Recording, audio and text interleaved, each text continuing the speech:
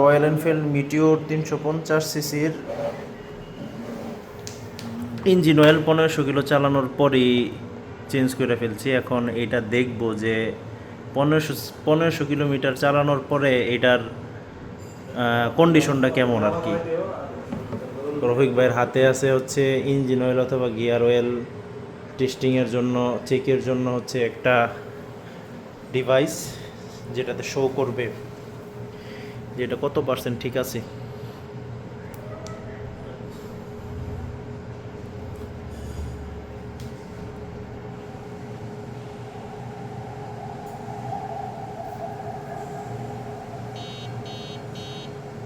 তিরিশ percent 1500 kilo চালানোর পরেই এইটার 80% খারাপ। মানে 70% খারাপ হয়ে গেছে।